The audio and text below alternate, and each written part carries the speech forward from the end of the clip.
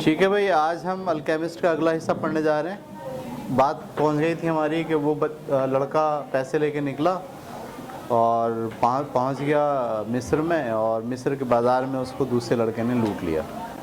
صحیح ہے، وہ اس کے پیچھے پیچھے جا رہا تھا، اس کو دیکھنا چاہیے تھا اس کو، لیکن اس نے دیکھنا شروع کر دیا ایک تلوار کو۔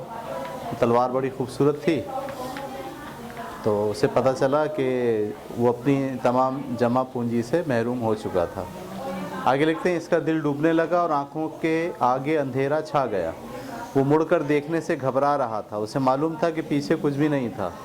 وہ تلوار کو ہی دیکھتا رہا اور ہمت جمع کرتا رہا کہ پیچھے مڑ کر دیکھ سکے۔ چاروں طرف لوگوں کا ہجوم تھا، لوگ آ جا رہے تھے، خرید و فروخت کر رہے تھے، غیر مانوس کھانوں کی خوشبو پھیلی ہوئی تھی، مگر کہیں بھی اس کا عرب ساتھی نہیں تھا۔ اس نے اپنے آپ کو یقین دلانے کی کوشش کی کہ اس کا ساتھی صرف لمحہ بھر کے لیے اس سے بچھڑ گیا ہے۔ اس نے فیصلہ کیا کہ وہ یہیں پر اس کا انتظار کرے گا۔ اسی دوران ایک شخص مینار پر چڑھا اور اونچی آواز میں کچھ پکارنے لگا، یعنی اذان دینے لگا۔ تمام لوگ پہلے تو جھکے اور پھر زمین پر ماتھا ٹیکنے لگے۔ اس سے فارغ ہو کر سب نے اپنی اپنی دکانیں بند کی اور گھروں کو روانہ ہو گئے۔ سورج غروب ہو رہا تھا۔ اس نے سوچا کہ آج صبح جب سورج طلوع ہوا تو وہ ایک دوسرے براعظم پر موجود تھا۔ وہ ایک چرواہا تھا جس کے پاس 60 بھیڑیں تھیں۔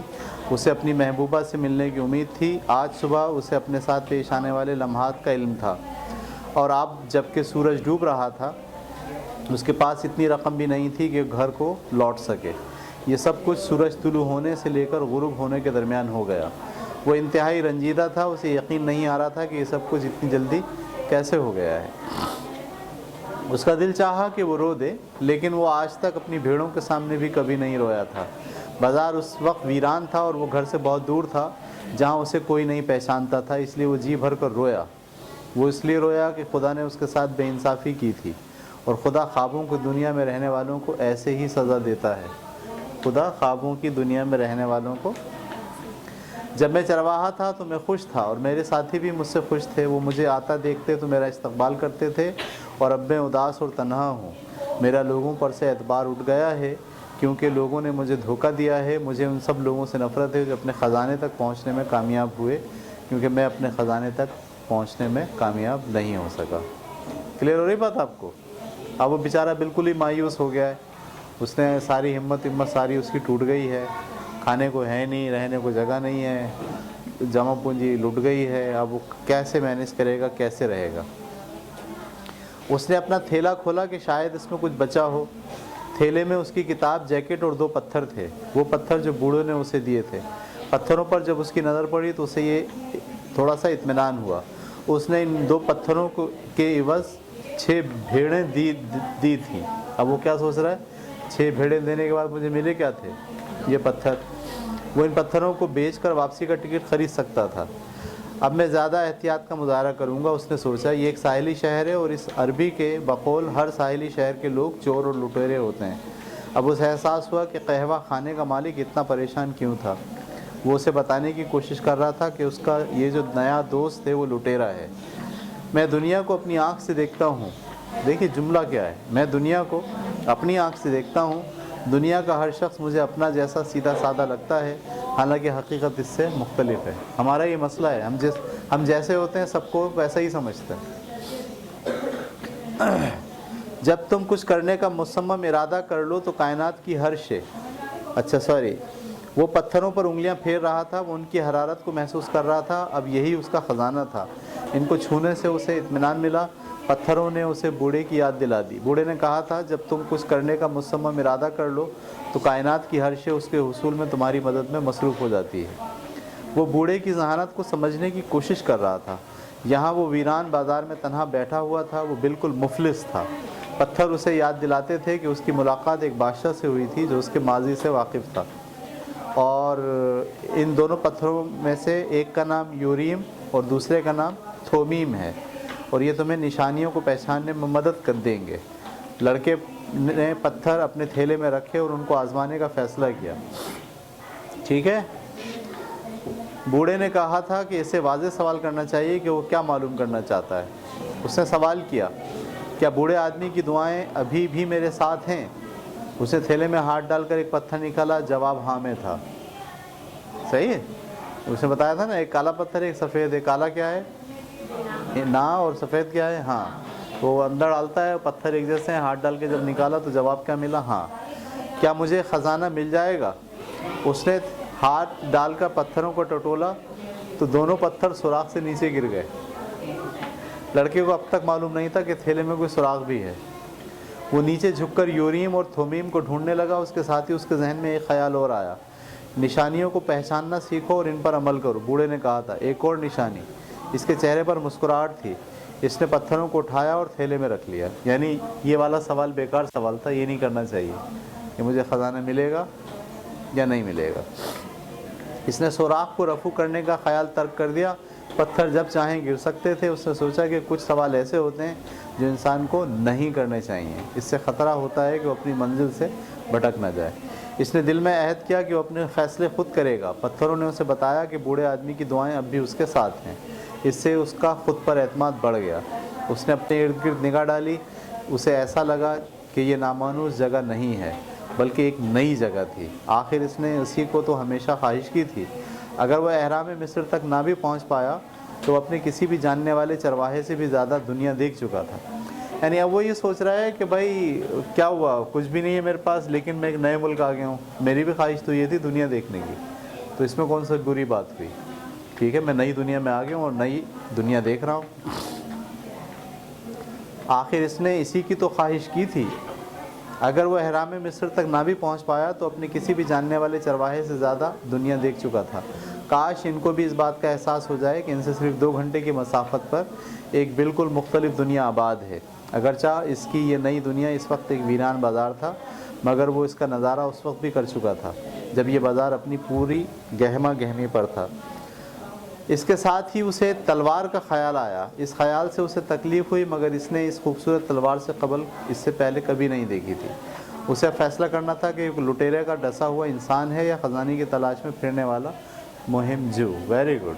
लड़के ने ये फ़ैसला कर लिया। अब उसे ये सोचना है कि आया वो अपने आप को रोने पीटने में डाल दे या आगे बढ़े। तो जवाब में उसने क्या कहा? मैं ख़जाने की तलाश में निकलने वाला मुहिम जू हूँ। इसने खुद कलामी के अंदाज में कहा। ठीक है, कहानी का अगला हिस्सा। किसी ने उसे गहरी नींद से जगाया।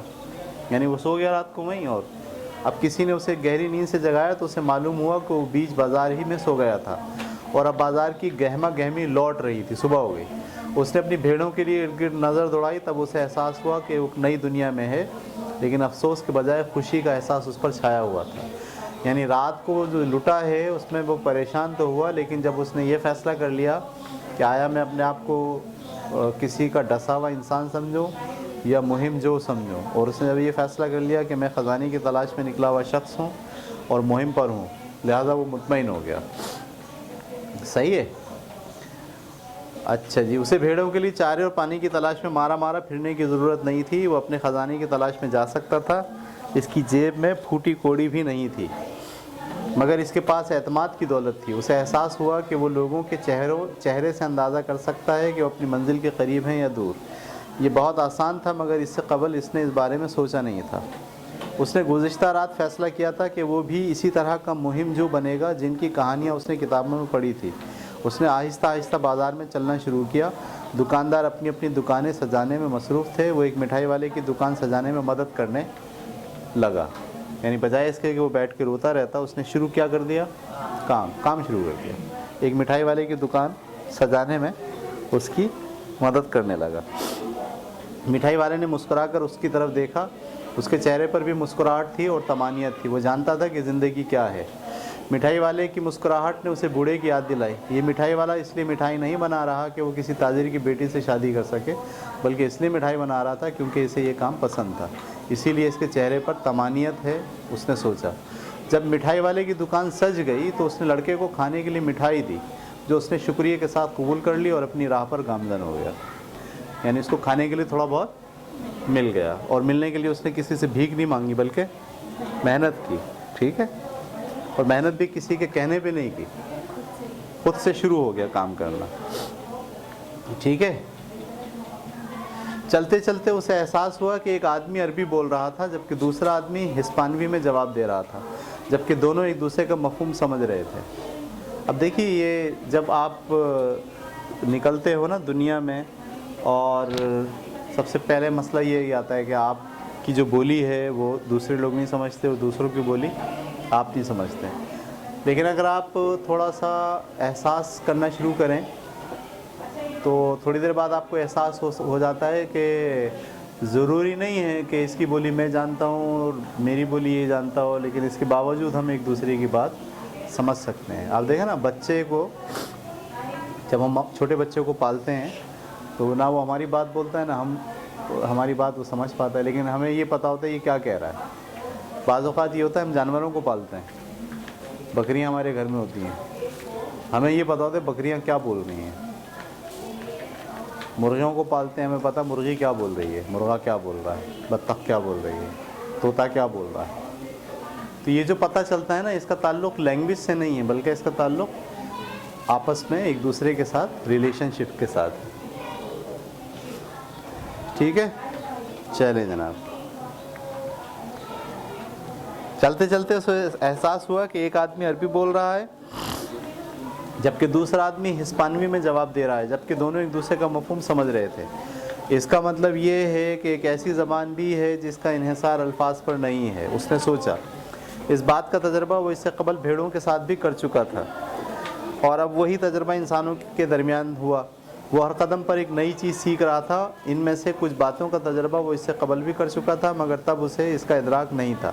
اسے ان چیزوں کا ادراک اس لیے نہیں تھا کیونکہ وہ ان کا عادی ہو چکا تھا۔ اگر میں یہ زبان سیکھ لوں جس کا انحصار الفاظ پر نہیں ہے تو میں پوری دنیا کو سمجھ سکتا ہوں۔ کیا بات ہے! اگر میں یہ زبان سیکھ لوں جس کا انحصار الفاظ پہ نہیں ہے تو میں ہر ایک کو سمجھ سکتا ہوں۔ ہم وہی زبان سیکھتے ہیں جس کا انحصار الفاظ پہ ہوتا ہے۔ لیکن آپ دیکھیے، دنیا میں درختوں کے ساتھ بھی ہم رہتے ہیں، جانوروں کے ساتھ بھی رہتے ہیں، اور ایسے لوگوں کے ساتھ بھی رہتے ہیں جن کی زبان ہم نہیں جانتے۔ لیکن اگر ہم تھوڑا سا اپنے انوائرمنٹ کے ساتھ الائن ہوتے ہیں، اپنے آپ کو جوڑتے ہیں، تو ہم سب کی زبانیں سمجھنا شروع کر دیتے ہیں۔ یہ انسان جو ہے، اگر معاشرے کے ساتھ، انوائرمنٹ کے ساتھ اپنے آپ کو جوڑنا شروع کرے، صحیح ہے، تو آپ دیکھیں گے کہ بہت ساری باتیں آپ کو سمجھ میں آنے لگیں گی۔ ڈاگ کیا کہہ رہا ہے، وہ کیا سوچ رہا ہے، بکریاں کیا سوچ رہی ہیں، درخت کا کیا آئیڈیا ہے، وہ کیا سوچتا ہوگا، یہ سب جب آپ غور کرنا شروع کرتے ہیں تو پتہ چلتا ہے کہ سب چیزوں کو سمجھنے کے لیے ضروری نہیں ہے کہ آپ کو سب کی لینگویج آتی ہو، بغیر لینگویج کے بھی آپ ایک دوسرے کی بات کو سمجھ سکتے ہیں۔ تو اس لڑکے نے بھی یہی فیصلہ کیا، اگر میں یہ زبان سیکھ لوں تو کیا ہوگا، ہر چیز مجھے سمجھ میں آنا شروع ہو جائے گی۔ مطمئن اور پرسکون اس نے تانجیر کی گلیوں میں ٹہلنے کا ارادہ کیا۔ اس طرح وہ نشانیوں کا مشاہدہ کر سکتا تھا، مگر اس کے لیے صبر کی ضرورت تھی، اور چرواہے سے زیادہ صبر کون کر سکتا تھا۔ اس نے جو کچھ بھیڑوں کے ساتھ سیکھا تھا، اب اسے اس کو استعمال کرنے کا موقع مل رہا تھا۔ تمام چیزیں اصل میں ایک ہی ہیں، بوڑھے بادشاہ نے اسے بتایا تھا۔ تو یہ جناب کہانی کا ایک حصہ اور ختم ہوا۔ اب وہ آگے بڑھا۔ کرسٹل فروش ایک دکاندار ہے جو کرسٹل بیچتا ہے۔ کرسٹل کا مطلب موتی، ہیرے، جواہرات، صحیح ہے، قیمتی پتھر تراش کے اس کو بیچتا ہے۔ کرسٹل فروش آج بھی اسی پریشانی کے ساتھ جاگا جو روز کا معمول تھا۔ وہ اس جگہ پر گزشتہ 30 سال سے رہ رہا تھا۔ اس کی دکان پہاڑی کی چوٹی پر تھی۔ اب سمجھنا، ایسے راستہ اوپر جا رہا ہے اور اوپر جا کے پہاڑ کی چوٹی پر اس کی دکان ہے، جہاں گاہکوں کا گزر کم و بیش ہی ہوتا تھا۔ اس کو صرف ایک کام آتا تھا، کرسٹل کی پہچان اور خرید و فروخت۔ اس کا کاروبار کبھی عروج پر تھا۔ اس کی دکان کی شہرت دور دور تک تھی، اور اس کے گاہکوں میں عرب تاجر، فرانسیسی، برطانوی ماہرین ارضیات اور جرمن فوجی ہوتے تھے۔ تب سب کچھ بہت اچھا لگتا تھا اور وہ بہت جلد امیر ہونے کا خواب دیکھتا تھا، مگر وقت کے ساتھ ساتھ تانجیر بھی بدل گیا۔ نزدیکی شہر سیوٹا اتنی تیزی سے پھیلا کہ تانجیر کی رونقیں ماند پڑ گئیں۔ اکثر دکانداروں نے اپنے کاروبار نئے شہر میں منتقل کر لیے۔ اب گاہک پہاڑی پر واقع کبھی کبھی دکانوں میں جھانکنے سے بازار سے خریداری کرنے کو ترجیح دیتے تھے، لیکن کرسٹل فروش کے پاس کوئی دوسرا راستہ بھی نہیں تھا۔ اس نے اپنی زندگی کے 30 سال اسی کاروبار میں گزارے تھے اور وہ کسی دوسرے کاروبار سے بالکل ناواقف تھا۔ اور اب کاروبار بدلنا اسے ممکن نہیں لگ رہا تھا۔ اس کی صبح لوگوں کو دیکھتے ہوئے گزرتی تھی، یہ سالوں سے اس کا معمول تھا، اور اب تو اسے لوگوں کے گزرنے کو اوقات بھی یاد ہو گئے تھے۔ دوپہر کے قریب ایک لڑکا اس دکان میں داخل ہوا۔ لباس سے وہ کسی کھاتے پیتے گھرانے کا فرد لگتا تھا، مگر اس کی تجربے کار نگاہیں کہتی تھیں کہ اس کی جیبیں خالی ہیں۔ دکان میں لگے کدبے سے اندازہ ہوتا تھا کہ دکاندار ایک سے زیادہ زبانیں بول سکتا تھا۔ میں کرسٹل صاف کرنے میں آپ کی مدد کر سکتا ہوں۔ اب یہ جو لڑکا ہے یہ چلا گیا کس کے پاس؟ اس کرسٹل کی دکان والے کے پاس۔ کرسٹل کی دکان کہاں ہے؟ اونچائی پہ، وہاں پر لوگ بہت کم آتے ہیں۔ یہ بھی پہنچ گیا پہاڑی کے اوپر اور جا کے اس کو کیا کہتا ہے کہ میں اس کرسٹل کو صاف کرنے میں آپ کی مدد کر سکتا ہوں۔ لڑکے نے کاؤنٹر پر موجود شخص سے کہا، اس حالت میں یہ شاید گاہکوں کے لیے زیادہ کشش کا باعث نہ ہو۔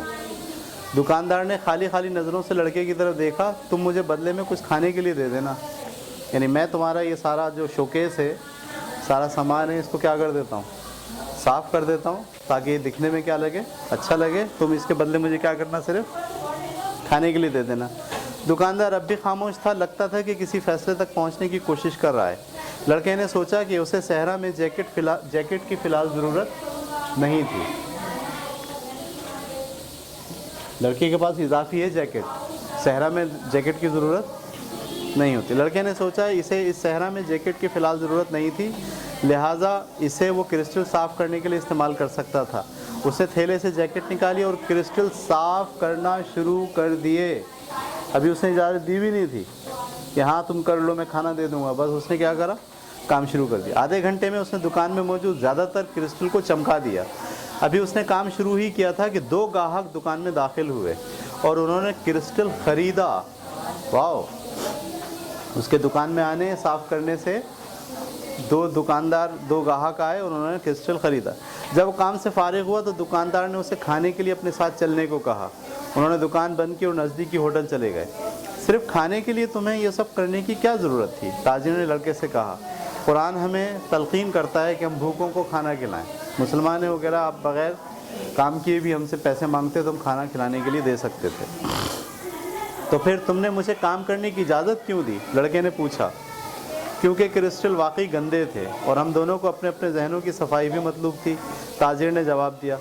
جب وہ کھانے سے فارغ ہوا تو دکاندار بولا، تمہارے آنے کے بعد آج میری دکان میں 2 گاہک آئے، یہ ایک نیک شگون ہے، میری خواہش ہے کہ تم میری دکان میں کام کرو۔ واو!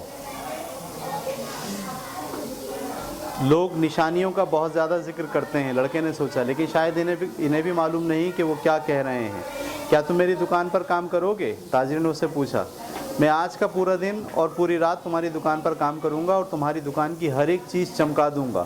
معاوضے میں مجھے مصر جانے کے لیے پیسے چاہیے۔ لڑکے نے جواب دیا۔ دکاندار بے ساختہ ہنس پڑا۔ اگر تم میری دکان میں 1 سال بھی کام کرو اور اس کے علاوہ میں تمہیں دکان میں فروخت ہونے والی ہر چیز پر کمیشن بھی دوں، تب بھی مصر جانے کا کرایہ پورا نہیں ہو سکتا۔ یہ بہت پیسے ہیں۔ مصر یہاں سے ہزاروں میل دور ہے اور درمیان میں ایک صحرا ہے۔ ایک لمحے کے لیے لڑکے کو لگا جیسے ہر چیز ساکن ہو گئی ہو۔ فضا میں گہرا سناٹا تھا، بازار سنسان تھا، کوئی امید نہیں تھی، کوئی مہم جوئی نہیں، نہ بوڑھا شہنشاہ اور نہ ہی منزل کا نشان، نہ خزانہ اور نہ ہی احرام مصر۔ دکاندار کی بات میں جیسے جادو کے الفاظ تھے جن کے ادا ہوتے ہی سب کچھ غائب ہو گیا۔ صحیح ہے، وہ کیا سمجھ رہا تھا؟ میں بس یہاں سے پیسے لوں گا اور کہاں چلا جاؤں گا؟ مصر۔ لیکن اب اس کو اب پتہ چلا کہ مصر جانا ہے، اگر اسے 1 سال بھی اگر وہ کام کرے گا اور کمیشن بھی اس کو ملے، تب جا کے اس کے پاس اتنے پیسے ہوں گے کہ وہ مصر جا سکے۔ یہاں تک ہم اس کہانی کو روکتے ہیں، انشاءاللہ اگلے ہفتے اس کا اگلا پارٹ آف کریں۔